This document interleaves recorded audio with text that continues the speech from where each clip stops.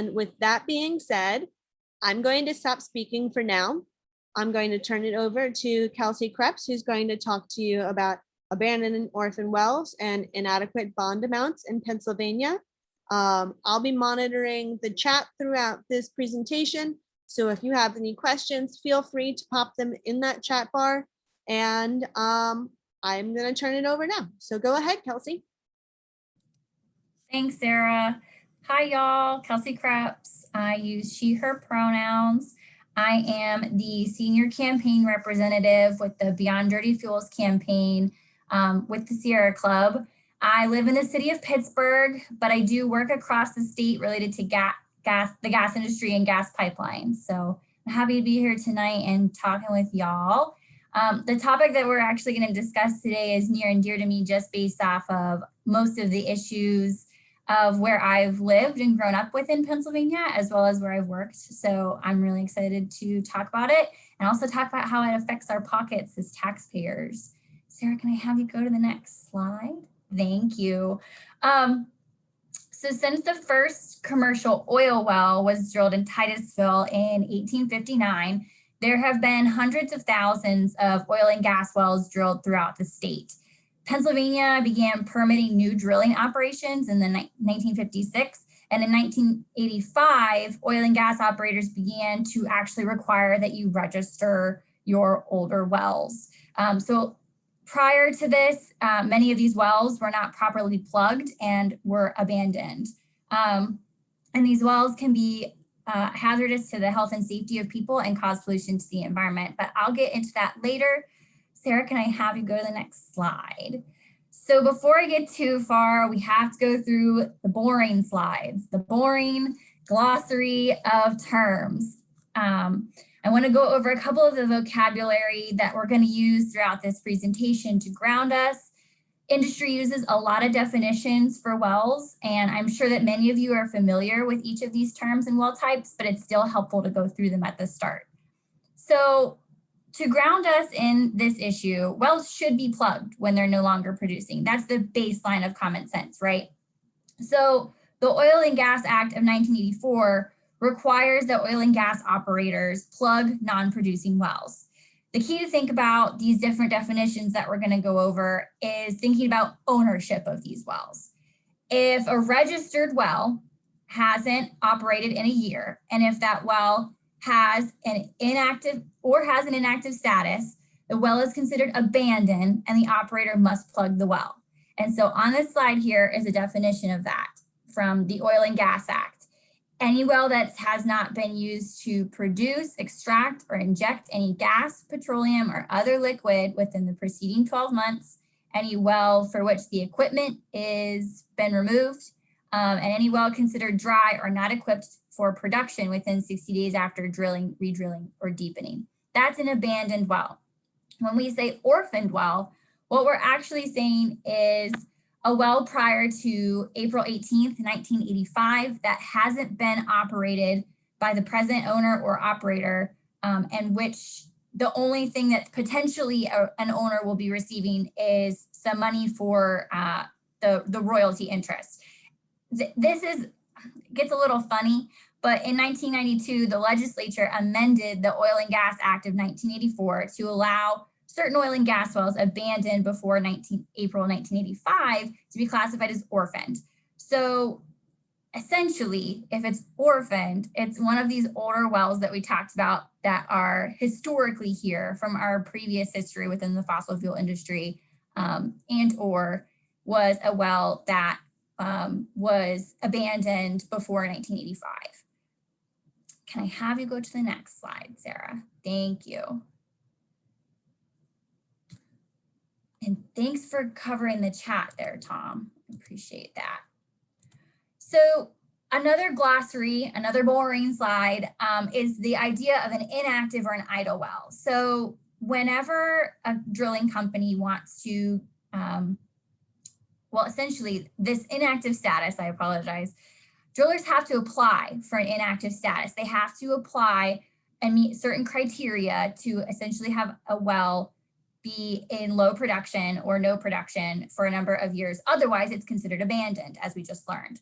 So This inactive or idle well is a well that's currently not producing, but it's authorized to sit there not producing by the party's lease or by the PADEP. So that is an idle well. And I do have an interesting article in here linked that we'll be sharing afterwards, that in February of this last year, Range Resources, which is the drilling company, was fined nearly $33,000 for misclassifying wells. So applying for these inactive statuses, but they didn't meet the right criteria. And so this is just another interesting tidbit here to go with all of our well classifications and just sort of the ways that industry has skirted some of these things and regulations. And conventional wells and unconventional wells, most of y'all, I'm sure, are familiar with unconventional wells when it comes to fracking. These are your deep rock formations. These are usually more than 10,000 feet in well bores, and they are highly pressurized. For a conventional well, these are something that is much more shallow and usually less than 3,000 feet. And they don't require such long verticals and horizontals that we would think of in terms of the fracking industry. Next slide. So DEP, the Pennsylvania Department of Environmental Protection, has a well plugging program. So we heard about all of these wells that we have in the state, but they have a program that's established underneath the Oil and Gas Act to plug oil and gas wells when there's no identifiable responsible party to plug a well. The DEP has identified, meaning that they've geolocated and mapped over 8,000 wells that are unplugged, abandoned, or orphaned. And these are just the wells that they know about. It's actually estimated in total that the range of wells that are within Pennsylvania's landscapes is anywhere from 200,000 wells to 700,000 wells that are actually orphaned and abandoned, and we don't really know where they are, historically speaking. There weren't regulations to keep track of these things, and there weren't regulations to plug them properly, and so they're just kind of within our landscape. Can I have you go to the next slide, Sarah? And this is a problem. This is a problem for a lot of reasons. It's really problematic, but one of the largest issues is that these wells that are sitting out in our forests, in our potential homes, potential barns, etc., they are emitting greenhouse gas emissions, most of which are methane, and that is 80 times more potent than carbon dioxide in driving the climate crisis. There are studies that also show how unplugged wells and low producing wells actually account for most of the methane emissions in the state. Additionally, as I said before, they can be found anywhere. There are photos of these wells being found in people's homes, in barns, on properties, and sometimes they're at risk for explosions. There was an explosion back in 2011 that was a notable one that I can think of. Additionally, they can contaminate water supplies. Other studies have shown that property values are decreased by 12% when located near abandoned wells. And altogether, they're an issue for the state because the cleanup of these wells falls to taxpayer dollars because of the inadequate funding and all of the damages that can be happening to someone's property. Next slide, please, Sarah. There's also a lot of issues with plugging. I won't go into this too much.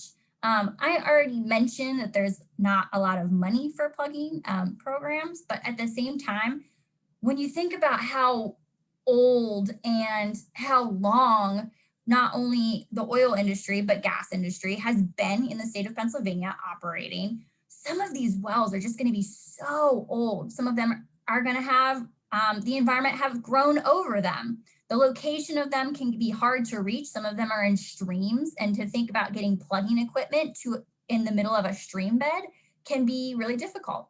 Sometimes it is equipment that is, again, within forests. Sometimes it's within rock formations, depending on how things have gotten pushed around. And there's also the issue that older plugging methods are failing currently. There is a really interesting couple of slides from previous DEP presentation that talks about previous plugging requirements and how they didn't actually work long-term. So there are some wells that have been previously plugged within the state, but they're actually failing to stay plugged. So that's another ongoing issue that the state is taking care of in terms of thinking through some of its practices. There's also just a lot of site assessment with these. And like I said before, it could be on a really steep hillside to get the equipment up there to plug these things. It could be potentially hazardous to actually go into the area, depending on the actual amount of gas that might still be located within a well, or could be affecting the stream beds. There's a lot of different things that make plugging some of these wells really hard. Some of them are really easy, but it does make things more difficult depending on all of these varying factors listed here on the screen. There is a map, Josh. I will be showing you here in just a second. Ta-da, I am magic. So as I stated, the DEP does have a number of wells mapped, but nowhere near the actual number of wells that are out there that are just littering a ton of our spaces. And so this is one of the really interesting and ironic reasons, I think. Maybe ironic's not the right word, but this is why I'm really drawn to the work, this map right here. If you're actually looking at this map, and me personally, and why I do what I do, this is a map of essentially where I've grown up and lived my entire life, minus 3 years in grad school in North Carolina. And so if you're looking at this map, you're looking at Titusville, which is where the first oil well was drilled. I was born in that hospital. I went to school 10 minutes away. I lived 10 minutes away for most of my childhood.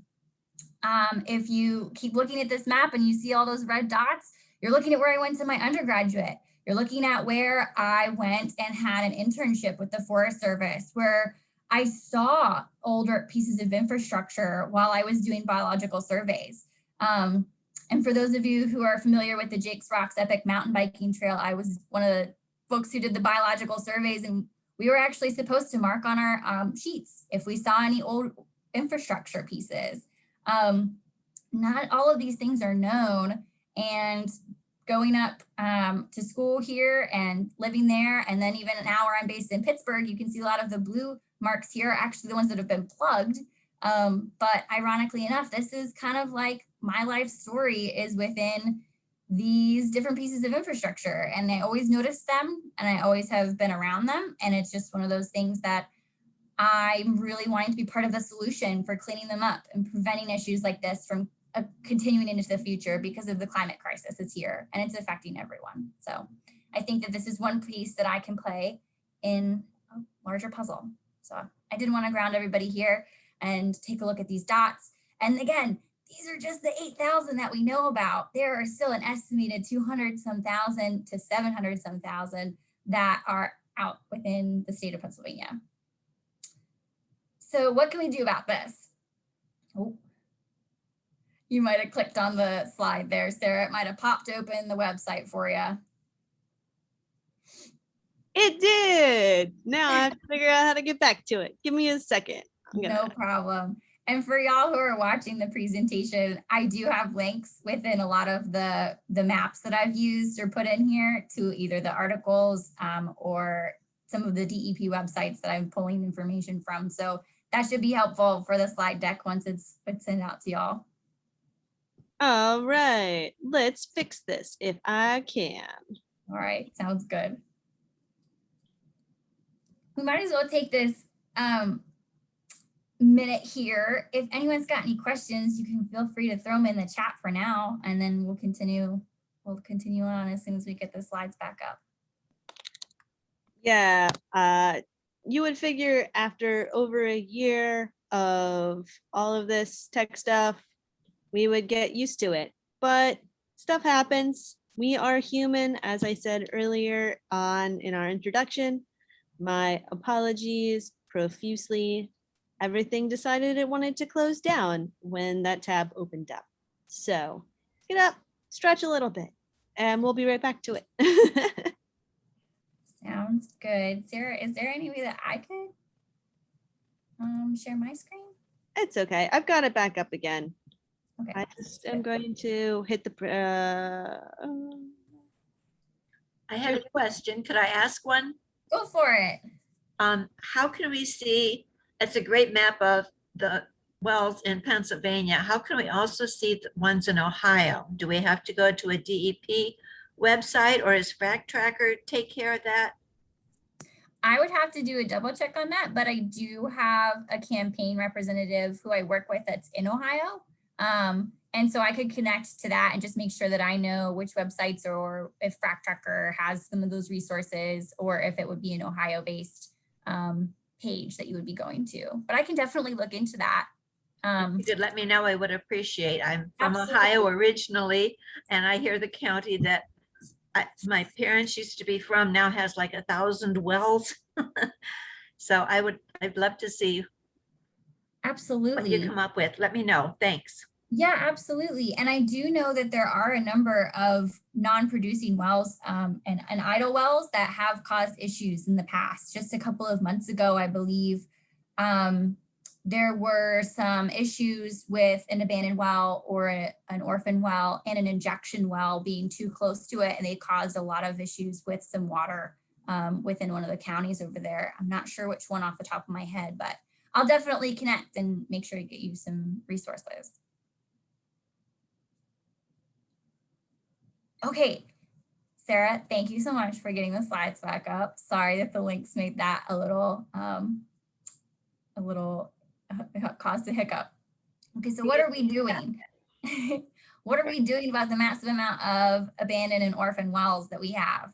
One of the biggest things that the Sierra Club is focused on at the federal level is the American Jobs Plan and its space within the larger Thrive agenda that we're pushing for. And part of this has money to actually do the investment in plugging orphan wells and gas wells. There are other wells that are being taken care of with this large amount of money, it's the 16 billion. But at the same time, this is one of the main pieces of the American Jobs Plan, is putting folks who know how to actually plug these things to work and good paying jobs. And there is a little bit more information on the next slide. Sarah, do not click where you are clicking now and click. Yeah, there we go. We'll just make sure that we don't run into opening any more screens futuristically. So yeah, part of this is urging Congress to establish this federal oil and gas well remediation program funded at $7 billion per year for 5 years to create 250,000 shovel-ready, good-paying jobs, direct jobs for years for 50,000 jobs per year, including for unemployed oil and gas workers. As we're moving out of fossil fuels, this will be really important, and thinking through how to utilize skill sets that are already currently being used by folks within oil and gas fields into different programs, such as plugging. There is some caveats and some other pieces that are being worked on at this level, at the federal level, is to increase bond levels. And I will get into that from the state level perspective here in just a second.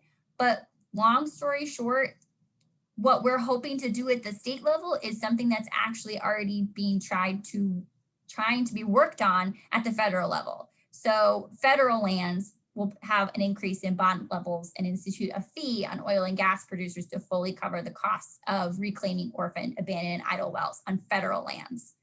And then part of the other pieces of this is ensuring oil and gas companies fulfill their legal obligations to cover the costs of remediation now and into the future, including strengthening these bonding requirements and instituting fees on idled wells and on oil and gas production. So that's like federal level, but the very next slide is how we're going to talk about this from the state level. And so bonding rates within Pennsylvania. Can I have you go ahead? Thanks, Sarah. So in the state of Pennsylvania, and you have, in order to get a permit to drill an oil and gas well, the driller has to deposit money with the state and provide a contract, or otherwise called a surety.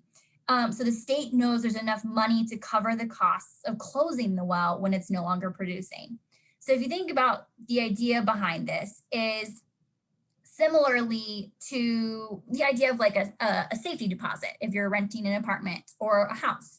And in order for a bond to do what it needs to be doing, it needs to be able to cover the cost of closing the well. Yes, security, security deposit, not a safety deposit. And so with this, it's an incentive, and essentially, if you have enough money set aside, you want that money back. If you plug the well once the end of its once it's done producing, once it's done producing, you get that money back. Essentially, if that amount is too low, it's not exactly one of the biggest incentives for companies who are already in economic hardships. And with the fossil fuel industry model, a lot of companies are going to be in economic hardships if they aren't already there. It's not a sustainable model for operations. It never really was. And that is sort of where we are at now. Can we go ahead to the next slide? So bonds need to be large enough to ensure that the state and taxpayers don't end up covering the costs of closing a well. And that's basically what bonding is. It's a way to put up money to make sure that if a company no longer can take care of its well and was going to abandon it, there's money set aside to actually do the proper amount of plugging that needs to be done or remediation. Next slide, Sarah. Okay, so the problem is there isn't enough funding, and there is only a few different streams of money that account for plugging a well. So we have a bond, which we've talked about, and we'll show you the next slide here is how bond amounts are ridiculously low. Thanks, Sarah. Well, can I have you actually go back to the last slide? Thank you. So other pieces of that besides a bond is the Orphan and Abandoned Well Plugging Fund receives money for during the permitting process. But this is actually $150 per oil well permit and $250 per gas well permit. There have been some special funds from the state used over time, and there has been some conversations about utilizing funds from the Regional Greenhouse Gas Initiative. But by the numbers, there's just a lot that the state is already on the hook for because we have so many wells that were previously not taken care of because there weren't regulations, and also there wasn't enforcement and or plugging requirements taken care of. So in 2019, DEP received $1 million to do the work. This is just like a quick example about the numbers. DEP derived the conservative estimate of $33,000 per well after reviewing contract costs, which means that for the 8,000 wells that we currently know about, that's $280 million. And then if it's the not conservative estimate, or the 200,000 wells estimate, then we're looking at $6.6 billion that the state's on the line for. And that's pretty much the big issue here, is that we're just on the line for so much historically left behind wells. Can I have you go to the next slide, Sarah? So you heard that $33,000 conservative estimate for oil and conventional wells. So the wells that are the shallow gas wells. When we take a look at what the bond amounts are, we get $2,500 per well, and per company, it's a $25,000 blanket bond, which means that if you get to that threshold, you don't pay any more based off of your contract size. Unconventional wells that are less than 6,000 are $4,000 per well, and unconventional wells more than 6,000 feet are $10,000. And they each have different max bond amounts per company that they're required to pay. So take that 33 number, take this 2,500 number, and you do not get the amount needed to actually cover the costs of closing a well for conventional or for unconventional for these numbers. Can I go to the next slide, Sarah? And so I just put this back in bold because it is a big number that the DEP has actually come up with themselves, that the state is on the hook for those 8,000 wells for $280 million. And then for the larger estimate of 200,000 wells, it's $6.6 billion. And we can go to the next slide. And we'll talk about a little bit more research into estimates of proper bond amounts. One of the biggest things when taking a look at bond amounts that we realized when kind of going through the state's issues here around these around wells is that we didn't actually know what it was going to be for the cost to actually plug a well. And so we took a look at a few different resources here. And so these are actually some some just quick examples that are, again, nowhere close to that 2,500 number, nowhere close to that $10,000 number for unconventional and conventional wells. Estimated, the DEP estimates that the cost of plugging a 3,000-foot well is $60,000. This other study here, conventional bonds should be twice as much at least, and reclaiming a typical shale well would cost more than $90,000. So this is like your fracking wells. Another 2011 study took a look at plugging an average shale well about $100,000. So that $10,000 mark does not cover the costs of closing a well. It also doesn't really incentivize companies to take care of closing a well. So if we move to the next slide, what we did is actually commission an expert report. And in those recommendations, we have these by the numbers here of what bond amounts should be for the state. And by the numbers, it should be at least $25,000, $38,000 for conventional wells, or $70,000, $83,000 for unconventional, so those fracked wells. And by the concepts, some of this change should be made retroactive. We should be getting rid of those blanket bonds where companies only have to pay to a certain threshold and then they no longer have to pay per well bonding. And then also recommends the DEP revisit bond amounts every few years. So that way it takes into account inflation or plugging fracking wells, which there really isn't a ton of information on. Not a lot of frack wells have been plugged. Most of them are still in production or yeah. So these are some recommendations that we got from an expert report that we're hoping to build a campaign around. And so that is, sorry, if we can go to the next slide, Sarah. What are we doing? What are we doing? Can we go to the next one? We're starting a campaign to raise bond amounts. And this is part of the planning and education phases. We're raising bond amounts that will hopefully this will take a lot of work to actually get done in the state. It might take a lot of time, but we've got a lot of plans and we've got some things up our sleeve that we're really excited about. And so we'll be doing a campaign launch. We'll have volunteer resources, digital actions, outdoor programs, and educational webinars like this one as time moves on. Can we go to the next one? And so what can you do? If you haven't already, you can sign the petition to raise bond amounts. Most of you, I'm sure, probably have. Oh no, Sarah. Most of you probably already have. And since that's how you got access to the webinar here today, but there are other options moving forward that will have plenty of space for everyone here to get involved if they'd like to. So one more slide, and then I'm going to start answering some of these great questions that are in the chat.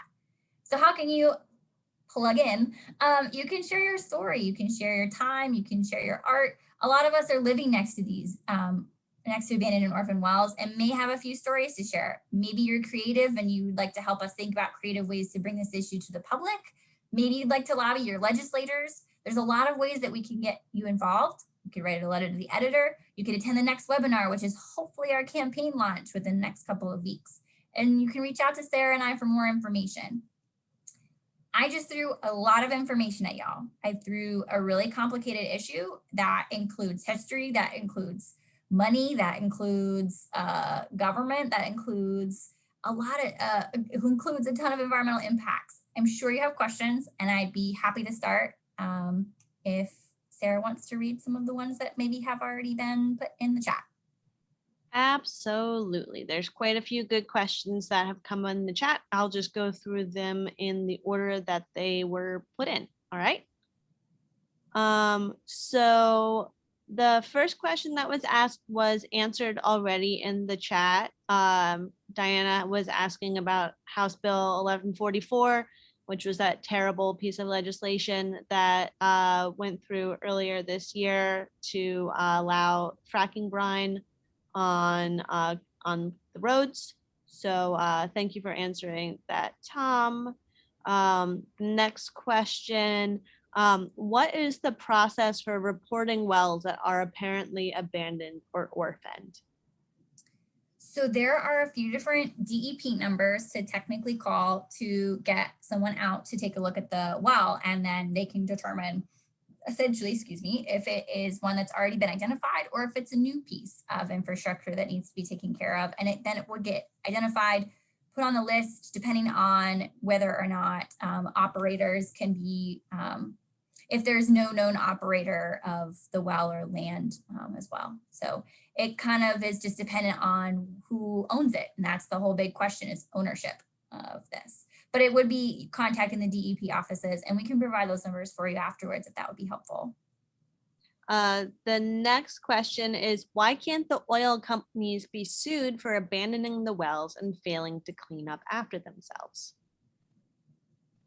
This is a good question that I don't have a full answer to, and I'll be honest about that, but I'd be happy to follow up. But essentially, there can be issues and there can be fines. There was a larger issue that happened not too long ago that I am blanking on the year here with Diversified, and a number of different wells have technically the DEP put them underneath contract, I believe, that they had to be plugged. They could not abandon them and they had to be plugged. I'm doing a terrible job of answering this particular question with an example. But essentially, oh, Tom, I saw you took yourself off chat. Do you want to answer? Well, I think it would seem that in some circumstances, the DEP should be able to sue them. In a lot of cases, the company doesn't exist anymore. Like a lot of times they'll go bankrupt before DEP can get anything from them. And in that case, all they get is the bond amount, which, as we've kind of gone over, is grossly inadequate.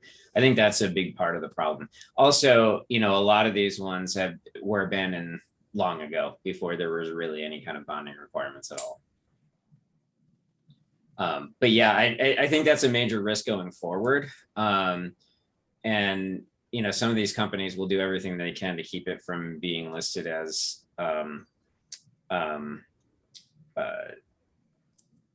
abandoned or keep it listed as active until they're gone. They packed up, they left town, and there's no asset to go after. So segueing into the next question, you were speaking about how some of these wells became abandoned or inactive before there was even the program in place. The next question was asking how long the current bonding requirements have been in place.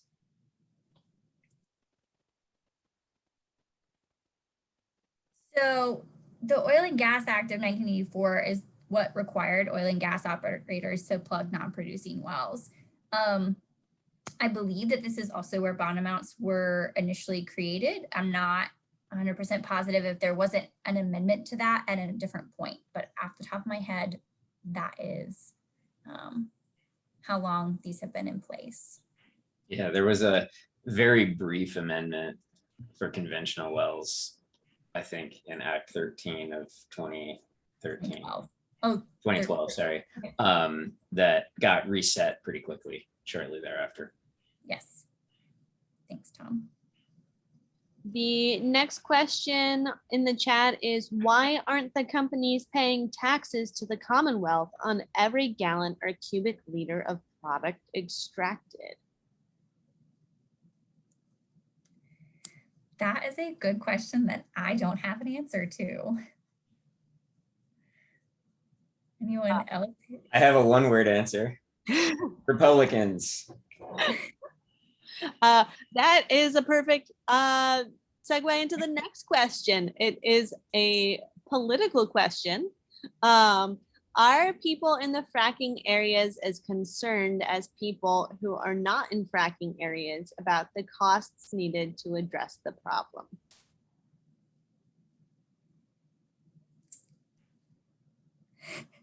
I would love to be able to answer this question in full, but I think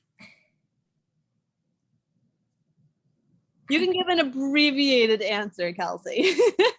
I think that this is dependent on the person first and foremost. Like, I don't want to speak for everyone in a particular district, and I don't want to assume anything. And so I can't really answer that question here based off of me without having a lot of bias like coming through with it. So I think that this political question might be, if it's particularly related to, I would say, the legislative body, so like your senators and your representatives, that might be a different story. But I would say that the people that those folks represent, I cannot speak for everyone there. So unfortunately, that one's a rough question that I can't answer to, just because it would cover so many people that I don't have thoughts on. I have a bit of an answer to that one, but it isn't an exact answer.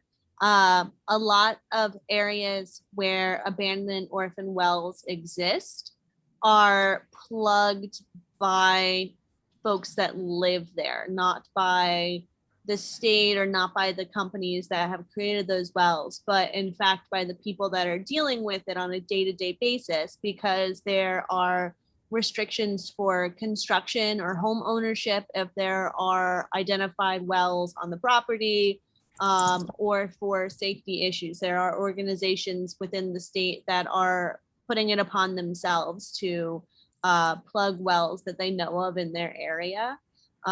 It's not exactly a direct answer. There are folks that are going to be concerned or not concerned anywhere. Anywhere. Yes. Our next Yeah. question. Before you go on, can I just add something? Sarah? Absolutely.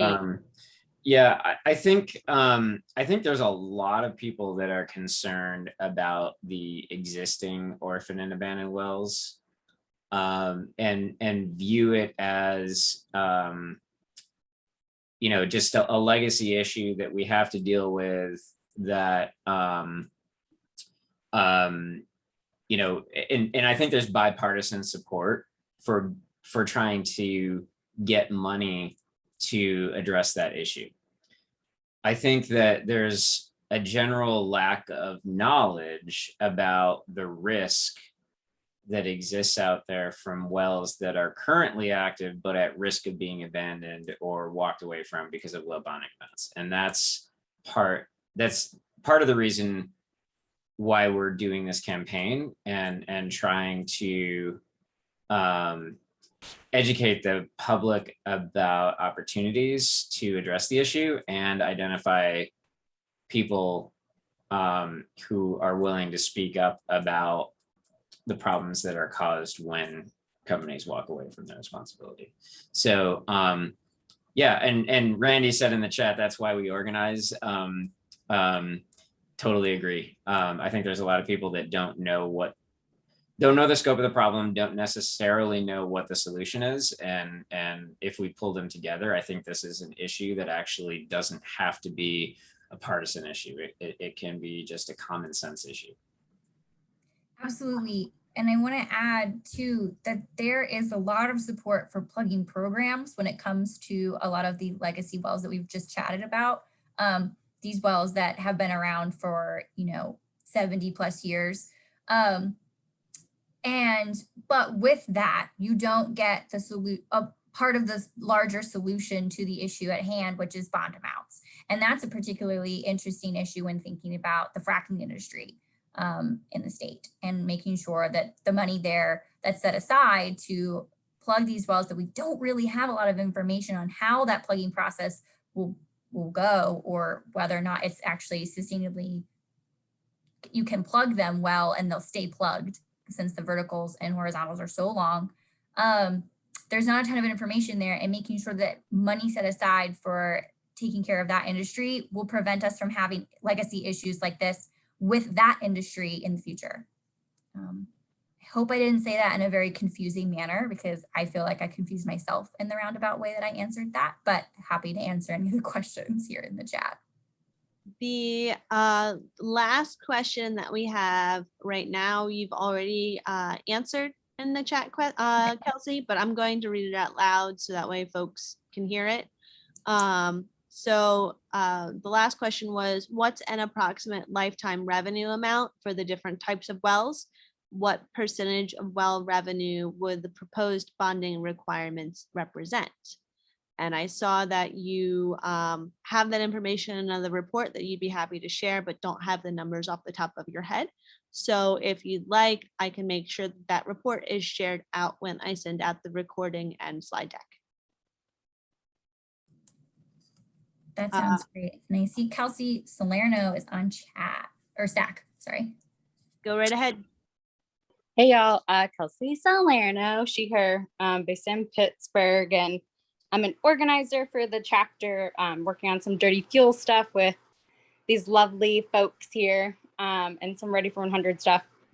And this might have been said and I might have missed it, but I also just wanted to like respond to what somewhat like one of the previous questions about like, do folks in urban areas or whatever, or folks who are like actually being impacted by this, like, do they care about it differently? And like, I don't know, I just want to like challenge us and like welcome us all to like kind of look at our biases or like our assumptions about what people care about or don't care about. So like, I don't know, just like thinking about that, and like I welcome like a conversation with folks like after this call. I know we only have like 9 minutes left, but yeah, just thinking about like when we're asking questions or thinking about this, like trying to like step back a bit and not make some of those assumptions. I'm not sure if that's what was happening, but that's what, I don't know, it sounded like to me. But that's all I have. I don't know if folks have other thoughts. But yeah, thanks y'all. Thanks for that, Kelsey. And yeah, it's really important to make sure that when we're taking a look at these issues, we're not judging or thinking that a whole entire area is represented by a couple of voices that we might know or hear or make assumptions about. And I think that that's really important. So that's pretty much where I couldn't answer that question also, because I don't know anyone's opinion who's living in each of these different areas. So happy to answer any other questions. John, thanks so much for that. Yeah, we will hopefully be having a campaign launch within the coming weeks here. We have some other really exciting information and tactics to share. I just can't do them in this call. This is a bit more of our educational space. But really excited about the things that we've got in the works, and I'm sure to be connecting with each of you as time moves forward. All right. So we don't have any other questions in the chat right now. If anyone has any last minute questions, feel free to pop them in the chat. If you think of any questions after we're finished with the evening, you have my email address, you have Kelsey's email address. Feel free to reach out to us and let us know what your questions are. Or if you just want to talk more about a particular section of what we've discussed or anything along those lines, just reach out. We love to chat. Can I take sorry, Sarah, can I take Go for it. I just wanted to reach out and say, this is what I'm working on. It's what I will be working on. And so even if I don't have an answer to a question, or if you are thinking about creative ways to be involved, please reach out and contact me. This is going to be, like I said, a potentially long time to be working on this issue. And so I'd really love to connect with y'all if this is something that sounds like it's right up your alley to be working on in the state. So I just want to make sure that y'all know that I was going to be available. I am in this work. I'm super in this work, and really looking forward to talking with y'all more. So I just wanted to throw that out there. I did have one last question, Kelsey, and it's a semi-optimistic question. So it's a great one to end on. Won't this issue become moot if we get off fossil fuels? And that's a bit of a difficult question because the wells are still going to be there even if we stop producing with them. But I'll let you take that, Kelsey. I mean, yes, but the time period for that, just especially with some of these wells that have been out in the field for 70 plus years already, and they're not properly taken care of. I think that this is another issue where even if we get off of fossil fuels in a meaningful time, there's still going to be all the infrastructure left to take care of. And there's still going to be all the infrastructure left to make sure and manage. And as I said before in this presentation, some of the wells that were already plugged by the DEP and other folks have actually started to fail because the concrete didn't actually hold and the mixtures of which to plug these wells didn't stick essentially. So even after, there's still maintenance and there's still going to be the kind of requirements to keep an eye on these things. They're leaking methane now, they're contaminating groundwater now. I think that even if we get that wonderful, beautiful vision of getting off fossil fuels, there's still the cleanup and there's still the maintenance and there's still making sure that these legacy pieces of infrastructure don't continue to pollute in different ways. All right, so it's just shy of 8:30 now. I'm gonna go ahead and stop screen sharing and stop recording. You don't have to jump off immediately if you have a question or you just like to say hello after I turn off the recording. But thank you so very much for coming in today and listening to us. In the summertime when it's beautiful outside, I understand that sitting down for an hour and listening to us talk about bonding requirements isn't exactly on the top of everyone's summer plans, but we appreciate you. Thank you for stopping in and talking and listening. And let's move forward together and keep fighting to increase the bonding amounts and deal with our issue with abandoned and orphan wells in Pennsylvania. So have a good night.